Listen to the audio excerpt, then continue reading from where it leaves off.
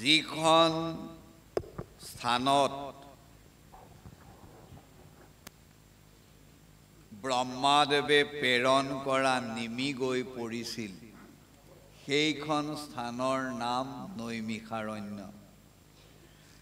যিখন স্থানত বৰাহৰূপী ভগৱানে নিমিষতে অসংখ্য শত্ৰুক দমন কৰিছিল সেইখনৰ নাম নৈমিষাৰণ্য।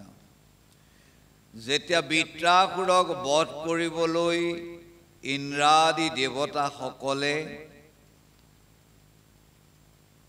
দধিচীৰ ওচৰলৈ গৈছিল, দধিচীয়ে কৈছিল মোৰ দেহটো দিয়াত আপত্তি নাই, কিন্তু মোৰ মনত এটা ভাৱ আছে, ভাৱটো পূৰাই ল'ব লাগিব।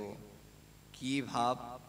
যে মই সকলো তীৰ্থতে গৈ এবাৰ স্নান কৰাৰ ভাৱ কৰিছোঁ।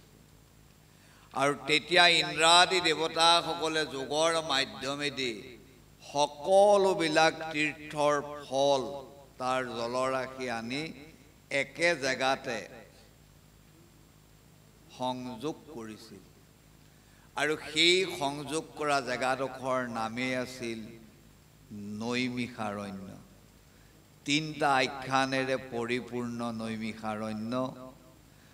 ব্ৰহ্মাদেৱে নিমিটো মাৰি পঠিওৱা সেই পবিত্ৰ জেগাত পৰিছিল। বৰাহৰূপী ভগৱানে নিমিষতে অসংখ্য শত্ৰুক নিধন কৰিছিল। আৰু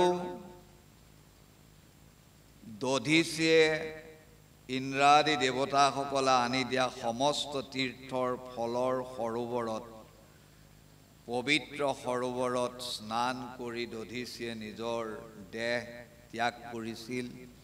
যাৰ বজ্ৰৰে বজ্ৰ বনাই বৃত্ৰাসুৰক বধ কৰিছিল। এনে এখন পবিত্ৰ স্থানতেই সূতে শৌনক আদি মুনিসকলক ভাগৱত শ্ৰৱণ কৰাইছিল। আৰু সেইখন ভাগৱতেই সূতে শৌনক আদি মুনিসকলক পাঠ কৰা ভাগৱতেই ইয়াত 8 তাৰিখৰ পৰা 12 তাৰিখলৈকে পাঠ হ'ব। আৰু এই পাঠৰ দ্বাৰাই আমাৰ দেশত, আমাৰ মাজত যি অসূয়া অশান্তি জাগৃত হৈছে, কৃষ্ণৰ গুণানুকীৰ্তনে সকলো ধ্বংস কৰিব পাৰে। সেই কৃষ্ণৰ ভাগৱতৰ পাঠে সকলোবিলাক নাইকিয়া কৰি এখন সুস্থ সবল সমাজ প্ৰতিষ্ঠিত কৰিব বুলি আমি আশা ৰাখিছোঁ। আজি প্ৰায় এমাহ দিন পাৰ হৈ গৈছে।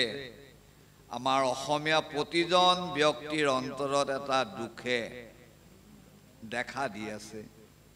সেইটো হ'ল আমি নিজৰ সন্তানটোক কেৱল পিতৃ আৰু মাতৃয়ে নিজৰ আমঠু হিচাপে বুকুত আঁকোৱালি লয়। কিন্তু অসমত এনে এজন ব্যক্তিৰ জন্মগ্ৰহণ হৈছিল যাক অসমৰ প্ৰতিজন ব্যক্তিয়েও নিজৰ বুকুৰ মাজত হিয়াৰ আমঠু হিচাপে আৱৰি লৈ আছিল। কালশক্তিৰ প্ৰভাৱ, সৎ বস্তু বেছি দিন বৰ্তি নাথাকে বুলি শাস্ত্ৰত উল্লেখ কৰিছে। তেনেদৰে আমাৰ মাজৰ পৰা সেই মহান ব্যক্তিজন আঁতৰ হৈ গ'ল। কিন্তু প্ৰতিজনৰ মনত এটাই ভাৱ, কেনেকৈ ঘটনাটো ঘটিল তাৰ উচিত বিচাৰ হ'ব লাগে, উচিত দোষীয়ে শাস্তি পাব লাগে। গতিকে আমিও আজি এই পবিত্ৰ ভাগৱতৰ এই পবিত্ৰ দিৱসৰ পৰাই আহ্বান জনাইছোঁ, প্ৰভুৰ ইচ্ছাত সকলো কাৰ্য সাধিত হয়, সৃষ্টি স্থিতি লয় সাধিত হয়।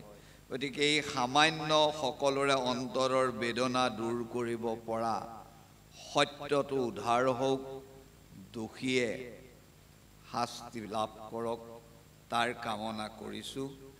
আৰু সময়ৰ প্ৰতি লক্ষ্য ৰাখি আমাৰ মাধ্যমেদিয়ে আজিৰ এই ভাগৱত পাঠৰ শুভাৰম্ভ হৈছে বুলি ঘোষণা কৰিব। আমি সকলোৰে মংগল আবাহন কৰিছোঁ। সৰ্বে সুখিনঃ সন্তু, সৰ্বে সন্তু নিৰাময়াঃ, সর্বে ভদ্রাণি পশ্যন্তু, মা কচ্চিৎ দুঃখভাগ্ ভবেৎ। ওম শান্তি, ওম শান্তি, ওম শান্তি।